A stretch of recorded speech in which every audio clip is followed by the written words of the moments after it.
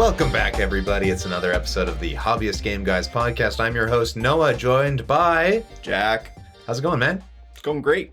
So we thought today we would take some time to talk about, as it is the 30th anniversary of Pokemon this year, we'd spend some time talking about Pokemon and other stuff too. I fucking love Pokemon.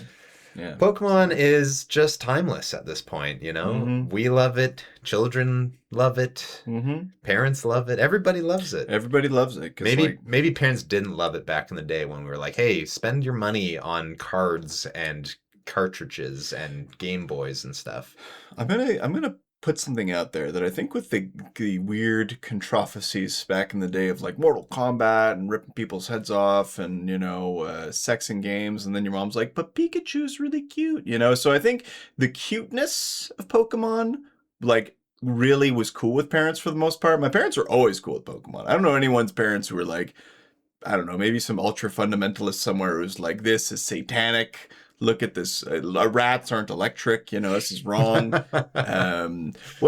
know what? There was a little bit because of the evolution thing. So literally I was on the right track. But also that's not how evolution works. So it's not really evolution. It's more like transformation or something. Pretty much. Yeah. Yeah. But yeah, I mean, Pokemon, it's been around part of my childhood and yours. Like, I think is probably my first video game, or like one of my first video game experiences. I forgot to say, this is a show where we talk about video games, D&D, and all things nerdy. So welcome if it's your first time listening. But today it's going to be some Pokemon and other stuff. So let's go back in time to the 90s, 1996. Yeah, don't do 96? Well, that's when it came out. That's why it's the 30th anniversary. Don't do the sounds. Nintendo's going to come for us, man. I think if we make it with our own mouths, it's okay. I believe that's how it works. I don't know. It's like how people will put like a cover of like a song on their guitar. Look, man, they're patenting like capturing things in balls. Okay? Yeah, it's true. It's true. Yeah.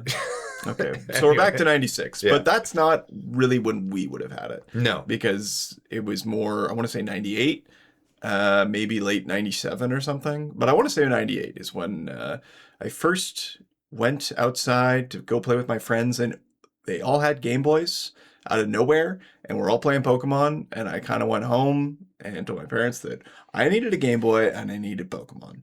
So we went to the game store, which was Microplay at the time, and they got me a Game Boy, they got me Pokemon Red, and my love of Charmander began. And that's how I started. We played outside, like with the Game Boy, with your friends. You got the link cables, so you could trade up and each get all the starters and all that business. Like a lovely, clear memory of like a nice summer day outside as a child. Yeah, with Pokemon. Yeah, I mean that's how it used to be. You'd have your Game Boy and you would just play out in the sun. It would be kind of hard to see the screen because there was no backlight or anything, and it was just terrible glare. But yeah, I definitely also have like a lot of memories of like childhood. Playing Pokemon at school or whatever, and everybody's like, oh, did you know that you can, Mew's hiding under the truck, and like all these like little like rumors that ended up not being true. And then stuff that was true, like Miss Signo and getting a million Master Balls and all that business. But yeah, I mean, it was a phenomenon. Oh my God, yeah. It was like nothing like it on that scale since, I want to say. I could be wrong, but I feel that there's so much media out there that such a thing will never have the same immediate impact. But also staying power, right? Like, I think at the time, I do remember, my mom or whatever, she'd be like, well, it's just a fad. It's, there's going to be something else. We can't spend all this money on this. You're going to be into the next thing before you know it. And that wasn't really true because it was, and I guess there probably was a lull in like popularity, probably in the like, the maybe 2010 or like around then. But it's always had a huge fan base, and then it just massive resurgence with Pokemon cards and like, YouTubers and people like Logan Paul opening up stuff on like that really just took especially the Pokemon cards into the stratosphere. Yeah. And it's an interesting thing where because our generation and the generations right sort of above and below us in age, kind of just shove that shit on their kids too. It's like, I like this as a kid, and you're gonna like this kid, and I do intend to do that as well. So, but yeah, it's very approachable. It's like the concept's not confusing. The characters are cute. We're talking about elemental powers, and there's not, certainly nothing political about it, unless of No, course we get into the evolution thing again. And you don't really have to, it's so good for young kids because they don't really have to, they're easy games. You don't have to really know anything about, type matchups and, professional move sets and like EV training. You can just, there's almost two different games, right? It's kind of ingenious. There's like the casual creature collector, battler, whatever, like baby's first RPG. And then there's the like competitive, full kind of behind the scenes systems of the games and the stats and the move sets. And that's pretty impressive, honestly, and I guess that probably wouldn't have, I think the first two generations, they were kind of figuring out the mechanics and then it kind of changed a lot. Even, up to Gen 4, there was a lot of big changes in terms of how the game actually worked on a mechanical level. But, now it's all kind of figured out. But yeah, it's very interesting to have this, casual on one hand and super hardcore competitive on the other hand. You don't see a lot of IPs or even games like that can do all of that in one. For sure, and that's part of the juggernaut that it is, right? I think it would be nice to see, and it probably won't happen, but because they're like those ROM hacks and whatnot, which can be quite difficult. Some are like, we both played a few, and that are hard and enjoyably so. But it would be cool to see them put out like, this is like hard mode Pokemon, like it's for real. Or even one with a difficulty selector, right? And it's like a kid and adult even, So for your information, so we can, and we'll back up the truck a little bit because I do want to address that because, we've both played varying amounts of the series. We both definitely played a lot of Gen 1 growing up. I definitely, I kind of kept going though. Like I played a lot of Gen 2. I loved Gen 2 just because I played that on my Game Boy Color. There were berries. There was color on the game, which was nice, huge. I liked a lot of the new Pokemon, and I really like the region. I feel like they kind of, it should have been fleshed out more, just like this sort of mythical, ancient Japanese style like region. And I think they can do so much more with Johto. But outside of that, I kind of kept playing like after that Gen 3. Gen 4, I kind of fell off. I kind of fell off Gen 4. But then they made the remakes of Gen 2, and that really got me back. And then I kept going Gen 5. Gen 6 I played and didn't really love. And then Gen 7 was where I pretty much stopped. So that's interesting. So you played in that regard like a lot. I played a lot, yeah. But modern stuff, I really, truth be told, haven't really touched it. So yeah, like I did. I was one of those kids whose parents didn't know what they were doing when it came to games. So I literally had Pokemon Red, Blue, and Yellow. So it's the same game thrice. No, they knew exactly what they're doing. They're like, you want to be able to catch them all by yourself. So, but I, beat them all at that time. Then I got Silver, which I did enjoy, but it's hard to describe. Like, I still preferred the originals to it, because I think I liked the Pokemon more. Like the starters weren't as cool in my opinion, or my childhood opinion. I can't be objective about this, but I played Fire Red and Leaf Green when those were awesome because they took what you're talking about of like fixing everything, like making things more legitimate, balancing things like that as well. Yeah, not being super buggy. Yes, and they added some cool stuff. It was a great remake. And then, the ROM hacks, which essentially is, for descriptor, when people take the code of a game, the basis of it, and then they add, they might just change the difficulty level of it, or they might make their own story with it, so you're taking the building blocks of it and making a new game. Yeah, some of it would just be like changing the teams of trainers and changing what Pokemon you can catch on whatever route. And then others would be like, whole new regions and new art styles. And, it's really come a long way. And it's really cool to see what people are doing because they've really like cracked the code on this, depending on which generation of game you're talking about, for as far as Pokemon goes. But yeah, some of them are truly phenomenal. What's the one that we both played, which was the best one that you shouldn't play it first? This is the best one. Unbound. Unbound. Yeah, Incredible. Don't play Unbound if it's your first ROM hack, because it will ruin all other ROM hacks for you. Yeah, because it's just like its own Pokemon game. Yes. With a good story and cool gyms and Pokemon all the way up to Gen 8, maybe? Yeah, I think so, yeah. And just quality of life. Like, it's really an amazing, feat of engineering. Oh, yeah, it's wild. So don't play it. Yeah, I've played a few other ones afterwards, and some weren't bad. I actually like the ones that they made with the, like, original Game Boy like aesthetic and everything. They used that code and they just fixed balancing and they made it harder, but some of them are savage. They're just there to be the hardest possible Pokemon fight ever, and very grindy. Which isn't as much fun. Unbound's great. Yeah, so play it / don't play it.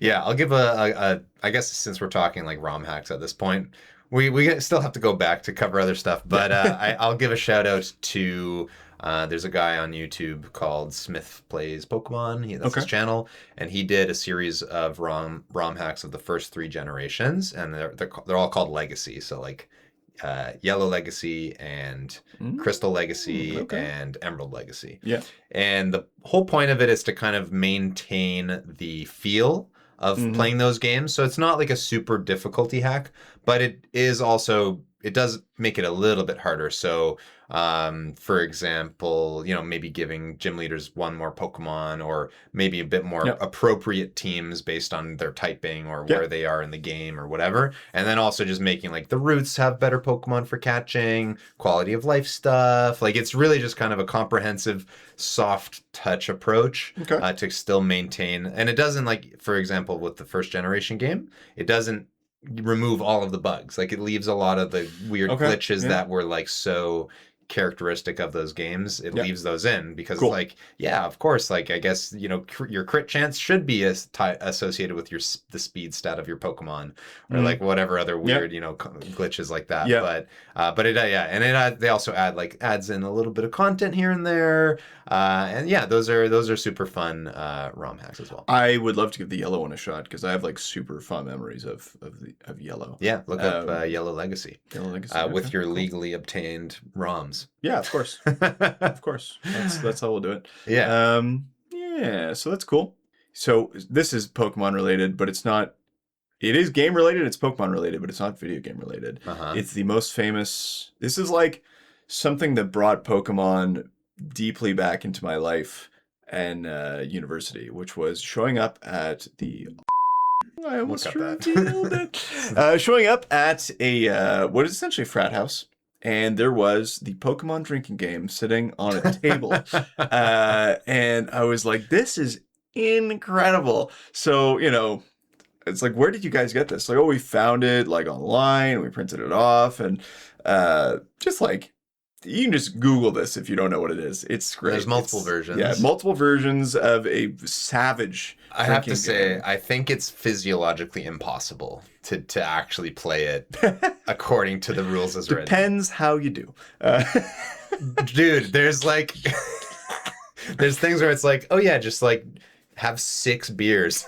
Like, there's some crazy stuff in there. Yeah, it depends on the version as well. If you get to the the Elite Four part, and oh yeah, it's an insane game. It's a blast. Yeah, it's fun. I've printed off, I think, a couple versions of it now. It's spread. I know people that have played it, which is it's very fun and just brings you back into this, like, it's a weird like childlike / adult drinking time. It's funny. It's a great game, but it needs to be mentioned. Drink responsibly, everybody. Yeah. So let's take our first break and we'll come back with some more Pokemon stuff. Yeah.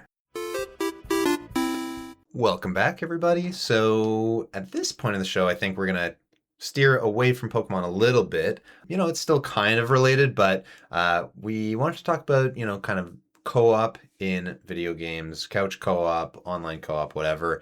And I would say what I guess I would call like the death of couch co-op and maybe modern resurgence. But Mm-hmm. yeah, let's talk about that a little bit. Yeah, so, well, back in the day, everyone, your friends would come over, and if you might have to bring your own controller because maybe Billy down the road only has one, but you would sit and play games together. And it was like you're in the same room and you're not on headphones, you're on the internet because such things were not really a thing, or It's the not internet readily available. not readily available. And yeah, the idea of, LAN parties, for example, we were a little bit young, but I was a part of them in some respect at some points in my life. But the idea of actually being in the same room as people, playing a game together, and it's a friggin' blast. And then there was a bit of a console race in terms of how many plugs you could have, right? Nintendo N64 had 4 of them. The PlayStation only had 2. That was a big deal back then. It was like, wow. Oh, really? It only had 2. Only had 2. I didn't even know that. There was an extendo thing you could get, right, for these things. But yeah, it was 2 plugs. Unless I'm really wrong, I'm quite sure it was only 2. So it's like that's the party game was the N64. GameCube had 4, and then things kind of was like it doesn't matter as much anymore. Well, yeah, because right? I think post whatever people number the generations of consoles differently, like depending on where you start counting. But yeah, post the original Xbox and PS2 and GameCube, post that era. With the exception of maybe Nintendo, who still cared about co-op and not doing online stuff. Family fun. They've never been able to figure out online stuff for the most part. But yeah, so after that with like the 360 and PS3 and whatever, that was really like, okay, the companies were trying to capture online, the online space and having your little online avatars and like the first like Xbox Live and PlayStation Network, and like it was really pushing that online. Now we're playing Call of Duty online. Now we're playing whatever it is online, and like really with that I think came, especially if you're thinking of couch co-op specific video games where it was like basically meant to be played in person together. I think that's really where we kind of started losing that concept almost. Yep. And I'm not a huge fan of it. And I play online games, obviously. But the olden days, the idea of griefing wasn't really a thing in the same way. Like if your friend's going to grief you, you're going to hit them and tackle them, and then you're going to, have it out in the same room. But the removal of consequences for saying things and actions, that's part of the internet in general. Yeah. But and I'm just thinking of like some of my favorite memories. I think I mentioned before Final Fantasy Crystal Chronicles, like playing that co-op with the little Game Boy adapters and just having either with my brothers or my friends, and those are just some of the best memories of figuring out video games and not having access to guides and whatever else, and just playing them the way that they were meant to be played. And playing them together.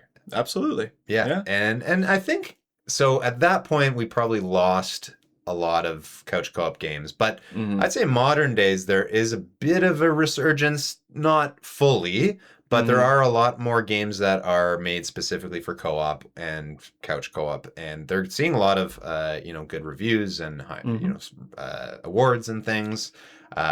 Split Fiction was a game that came out. I haven't actually played a lot of those games from. I can't remember the name of the developer, but yeah, Split Fiction and what was the other one? They made a game about like a parents going through a divorce, and then they get like Honey, I Shrunk the Kids. It's too real. Yeah. I think that's one of the complaints about that game. It'll come to me, but yeah, people are like, yeah, it's really fun mechanically playing this like local co-op, but it's like doing couples counseling the game. Oh my god, that's hilarious. Yeah, I'll have to think of what that one's called, but yeah, just like sitting down together and playing games. Like there are some that exist now, but I don't think we're ever going to get back to that point. It's not going to be as it was, but I think the resurgence is real.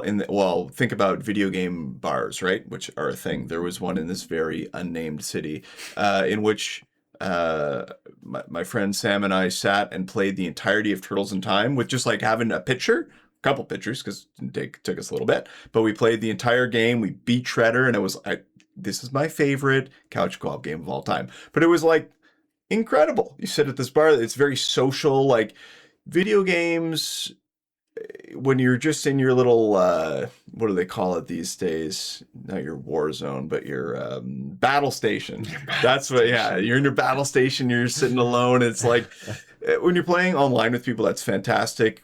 You know, I think it's good. Any sort of socialization is good, but certainly having people actually in the room with you, I think is better. The idea of a LAN, like we could play Baldur's Gate 3 together online, but it is actually more fun if we both have our laptops and are sitting beside each other. It is more fun, genuinely. We've done it before, and I was like, this is a blast. Yeah. And it's just there's I don't know, there's something about that latency or just disconnect of you know social cues and things like that. You're not actually together. Yeah, like human beings. Look, like, online gaming like definitely saved my mental life during COVID for sure, and lockdowns and stuff. Because you know, I made some friends playing games online during that period, and we played a lot of Overcooked. Or Overcooked 2. That game's hilarious, man. Yeah.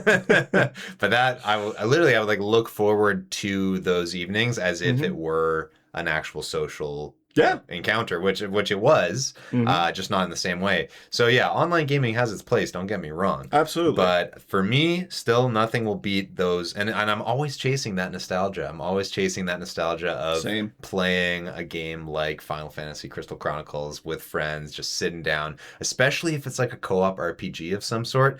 Man, I will you know, take my credit card. Like I will. Yeah, absolutely. And I think at some point, I'm going to keep bringing the Baldur's Gate 3 thing to make it happen with my mind.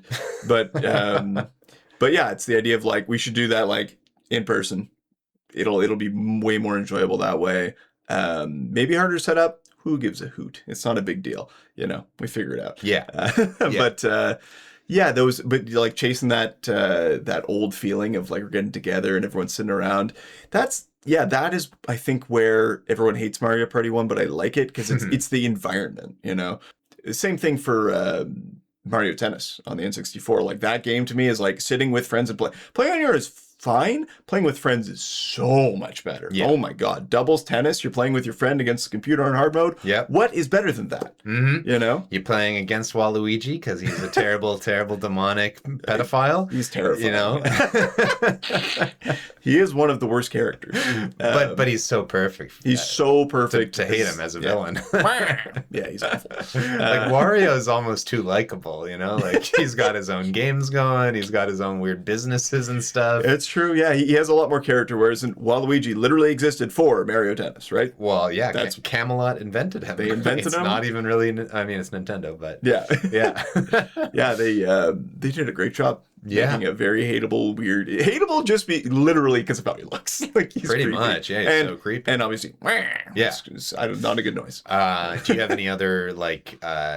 couch co-op memory games like that you're still chasing the high of? So I don't know if it's chasing the high, but it's a strong one. Is my babysitter from the time I was maybe 5 or 6 for a couple years, like going down in the basement playing Super Nintendo with the random kids there, you know. Okay.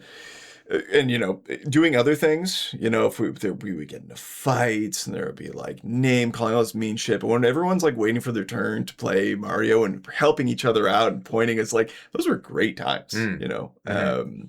Yeah, that's fantastic. So it's one of the few positive babysitting memories I have, being the babysitters. Yeah. I think for me, one that I still think of so fondly is I would go to the local arcade with my family and my siblings. And it was again, I don't know exactly what it was called, but it was an X-Men beat 'em up game. Oh yeah, I know exactly. So good. So good. Yeah. And I would just be like, I'm gonna pick Wolverine, and my brother would be Cyclops, and like it would just be so fun. So, not a segue from this because it's direct. It's the I need in the future at some point a proper like arcade cabinet.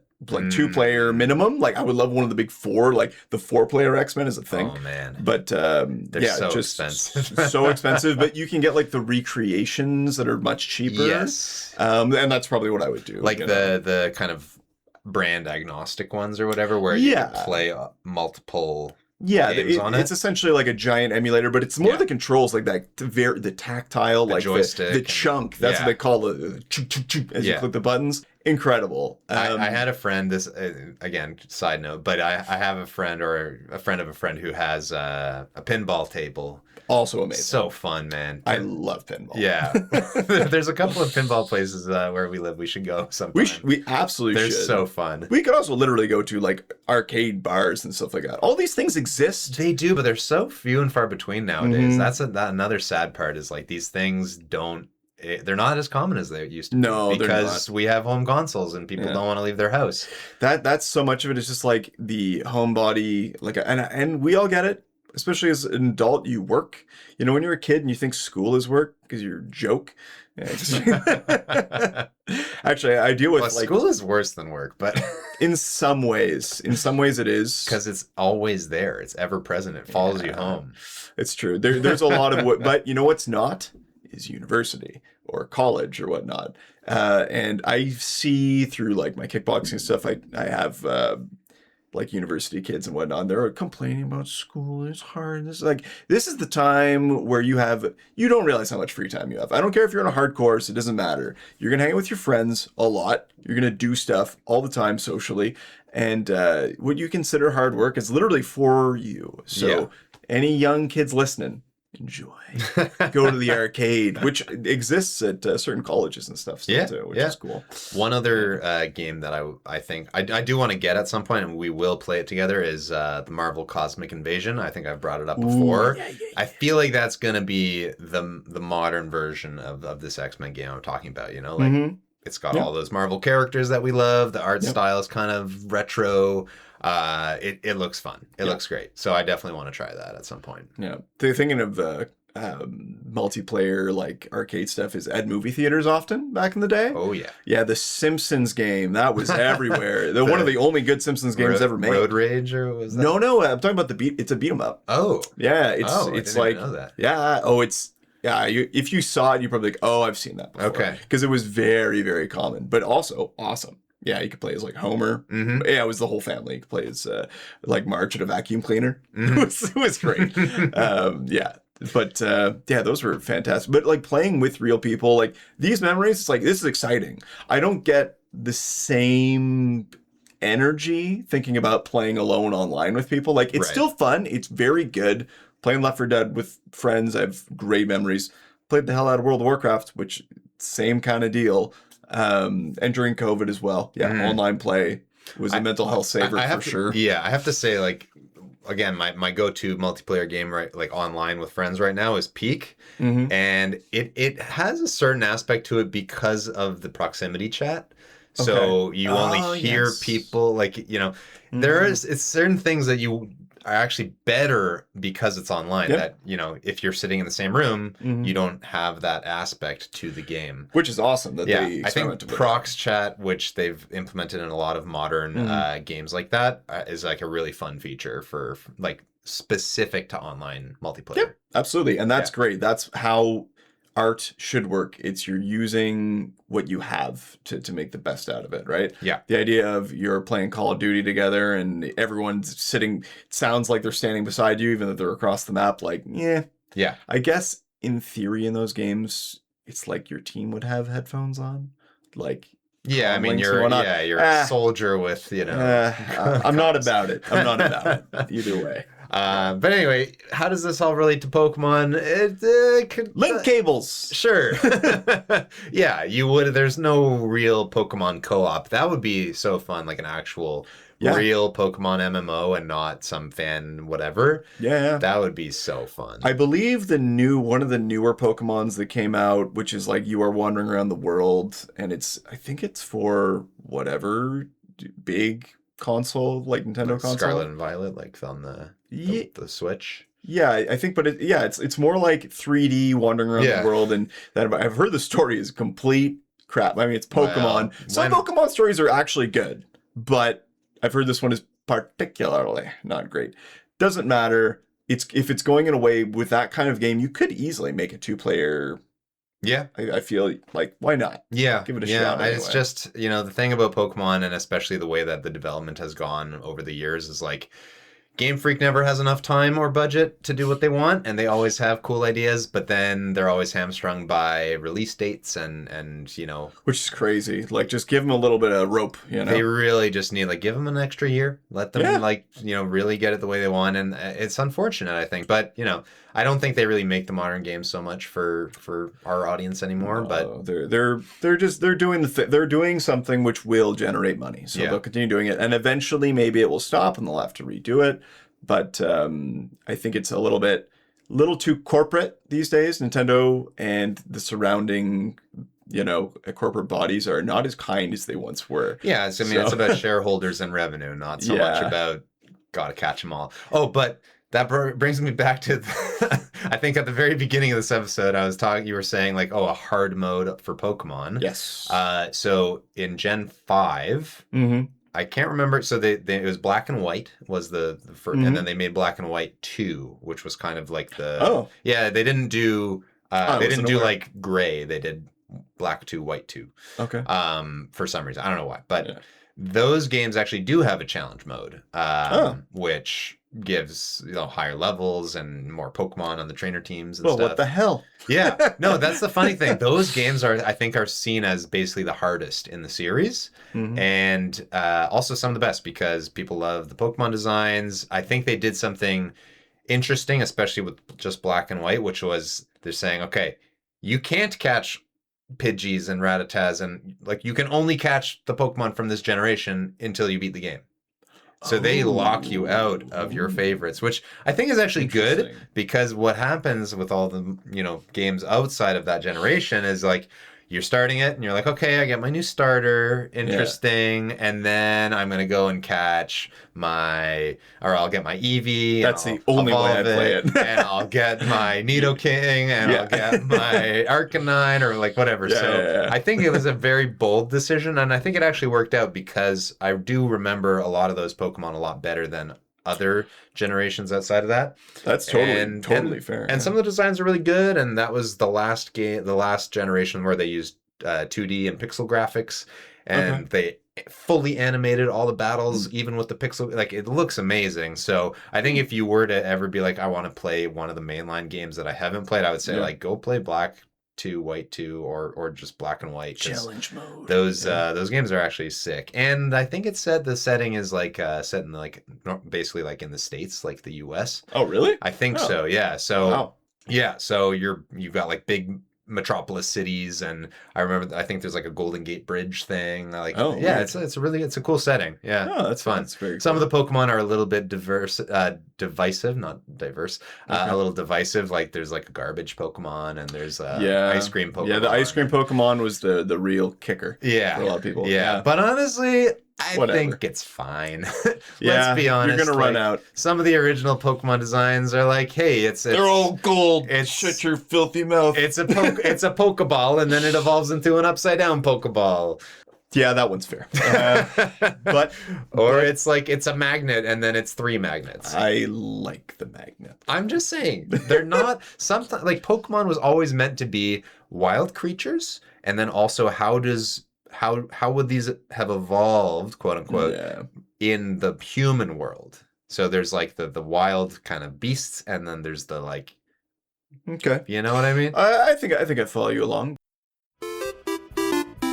This leads directly into our impromptu top 6 Pokemon, no starters, no birds.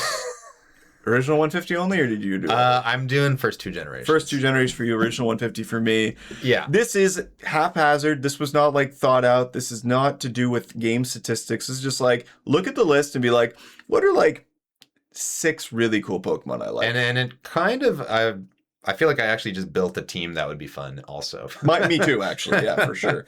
And I feel, honestly, can we guess each other's? Because I feel like I can guess yours. Okay. You're not going to guess mine, though. A lot of these are Gen 2, so I don't know. Okay. I'll just guess yours. Okay. If there's not Alakazam on there, I'd be surprised. There's no Alakazam. Whoa! Okay. All right, give me 2 more guesses. Okay. Gengar's got to be on there. Nope.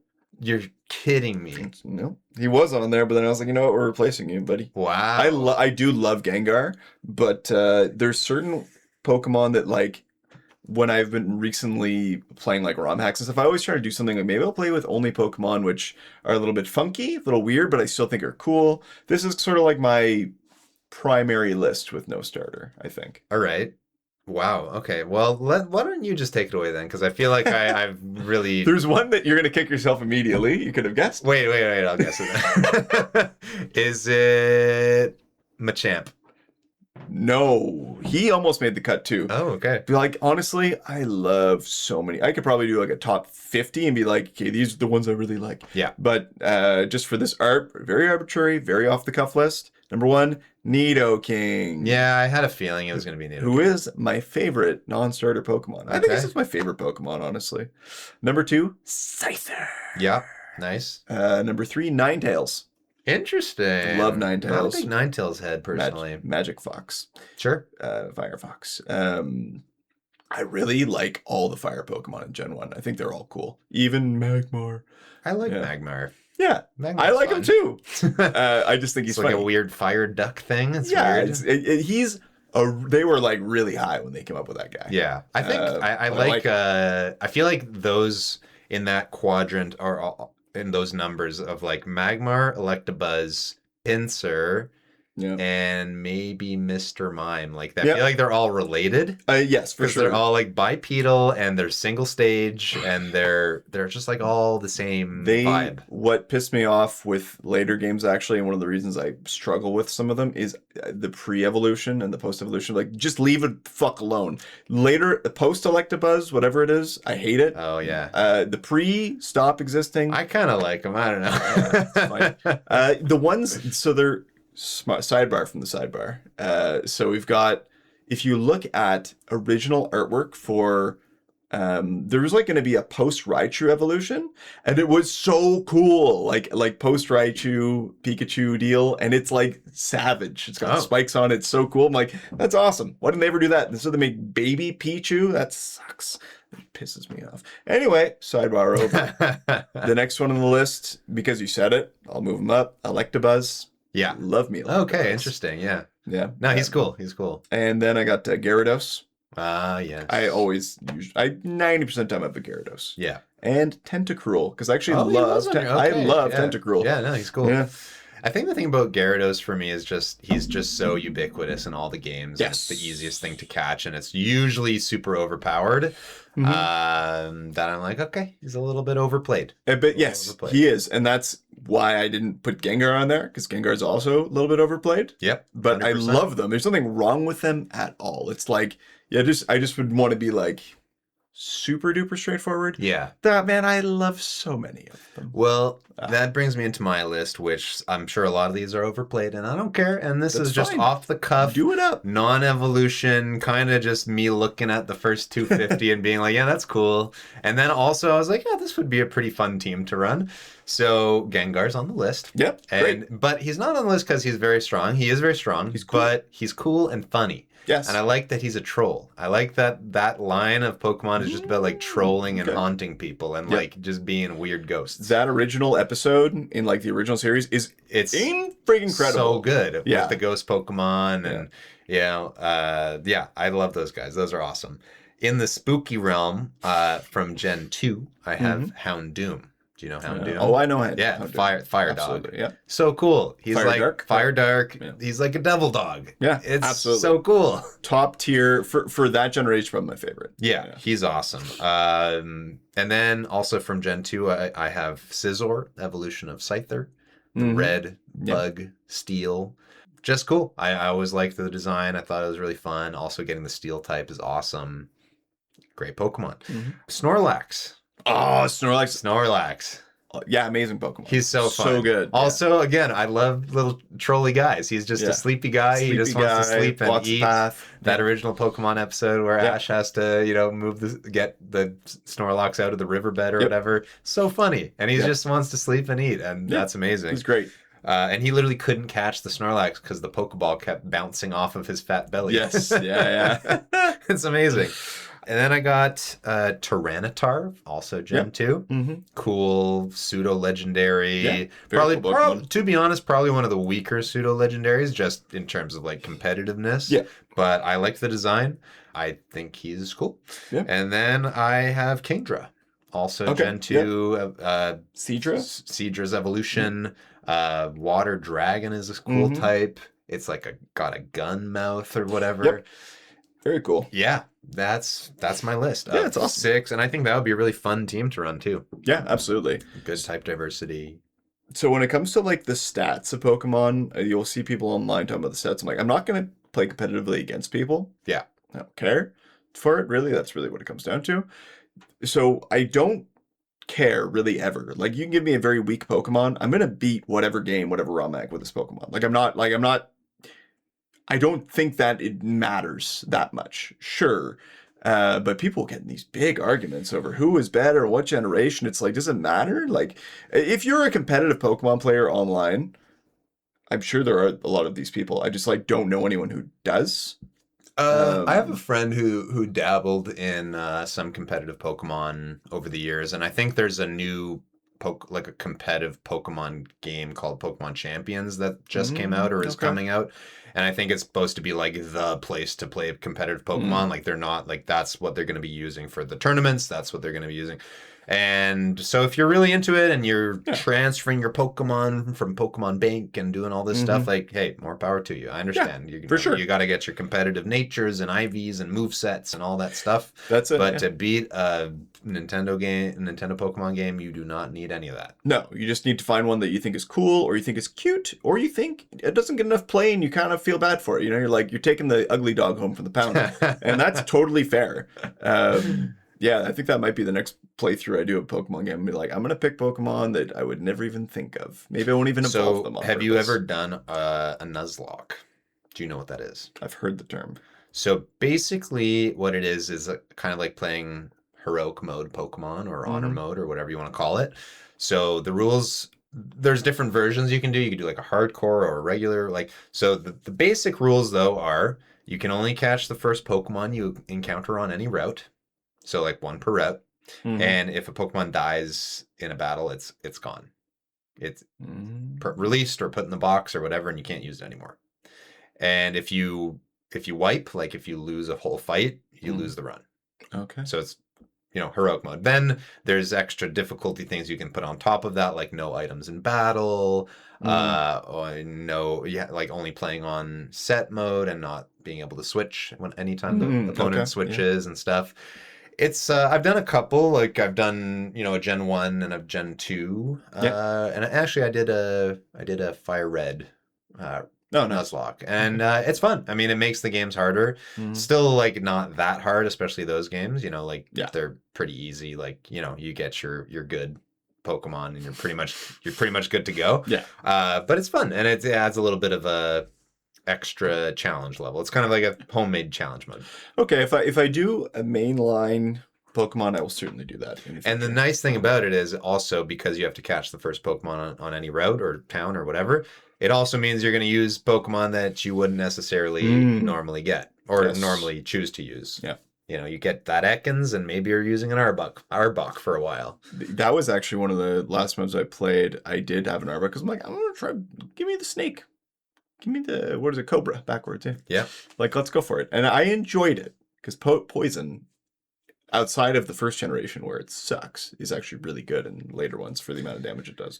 Yeah. Not really good, but certainly first generation it was like, well, you couldn't even see it going down. Yeah, and also Psychic was so overpowered that like you were just gonna get torched by anything with Psychic. What's funny is that like for me in terms of like fantasy and sci-fi and whatnot, psychic powers are my favorite thing.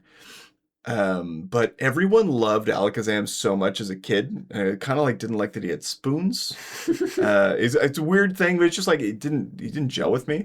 I was like, Hypno is kind of okay, and I realized it's kind of like Sigmund Freud.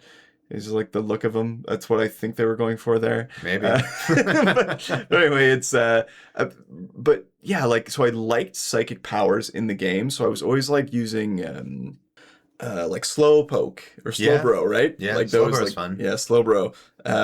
Huge fan of Slowbro. Shout out Slowbro. Yeah, also kind of a trolly dude. Yeah, little trolly dude, little dumb but psychic-y and watery and yeah. Anyway, yeah, so that's that. Excellent. Well, let's take another break and maybe we'll come back with a game. a Pokemon game. Game. Welcome back, everybody. You're just in time for Pokemon, 8 questions? 8 questions. 20 is far too many. Yeah, we're going to try to guess a Pokemon in 8 questions, but only Gen 1. So if we can't get in 8 questions, we just don't get it, and we lose, and we suck. Yep. And we don't know anything about Gen 1 Pokemon, I guess. Yeah, apparently. Why don't I guess first? Go ahead. Alrighty. Is it a water type? No. Okay, that's good. That gets like half of the Pokemon. Yeah. Okay. Does it have evolutions? No. Ooh, baby. We got it in 2. Okay. No evolutions. Okay. And it's not a water type. Is it... I feel like all of these single stagers are all different types. Is it bipedal? Like does it stand? I know what you're saying. I'm just looking at it. it's like yes. Okay. All right. Okay. Is it does it have wings? No. All right. Okay. Oh god. Oh, okay. Is it Jinx? No. Oh, I was feeling good about that one. Okay, I only have 3 questions left. This is harder than I thought. Is it an elemental typing? No. Okay, 2 questions left. This is going to be hard. Doesn't have wings, not elemental typing, not water type, not electric, not fire. And you were sort of sus about the bipedal thing. It definitely has 2 things that I think you would say it walks. Is it Pinsir? No. Oh. All right, last question. You know, I'm going to give you all 10. Oh, okay. 8 is too crazy. 8's tough. Because of all the elements, it actually gets quite hard. Okay. All right, 3 more questions. Okay. Is it normal type? Yep. Slickitung? Nope. 1 more question. And you said it didn't have wings. Does not have wings. And it's normal type. And it's normal type. It's Ditto. No. No. What is it? Porygon. Oh. See those little feet things? I'm like, I guess it's bipedal. Shit. And then instead of wings, I'm like, well, it's definitely a bird. I should have asked if it was a bird. Because it is kind of a bird. Yeah. That's a tough one. That's tough. Okay. I went for tough, and that's fair. I almost felt bad. It's those questions you're asking, like, does it have feet? It's like, I guess. Like, oh shit, that makes it so hard. All right, you're up. Okay. I think you had the right way of it. Is it a water type? No. Is it a bird? Yeah. Shit. Is it a normal type? Yeah. Is it a Farfetch'd? Yeah, it's Farfetch'd. That feels really good. Wow, got it in what, 3, 4? 3 or 4, yeah. I was like, what is the most obscure bird? Yeah, That's right. I thought I was gonna throw you for a loop because I'm like, there's so many birds. Yeah, there are a lot of birds. Yeah. But I was like, there's gotta be either that or it's gonna be like the middle evolution of something. Well like, done. Well, hey, you know, you're the Gen 1 champ after all. Yeah, my knowledge after that, like it had to be Gen 1 because I would have been screwed. Yeah. I maybe could have got like a Houndoom or something, or like Chikorita. Yeah, you know, that would have been it for me. Fair enough. Well, anyway, guys, that will be the end of our show. Thank you so much for listening. If you like the show, please feel free to rate it, review it on your podcasting platform of choice. But better than that, share it with a friend because that'll really help us grow into the perfect final evolution that we've always wanted to be. Sharing is caring. That'll be like our water stone, you know? We're a water Pokemon? I definitely thought we were a fire Pokemon. Oh. We'll have to think about that for next time. Maybe we're both. Maybe we're fighting. Oh, yeah, I'm okay with that too. Okay, sick. Anyway, that's it from us. Have a good one, and we'll see you next time. Bye.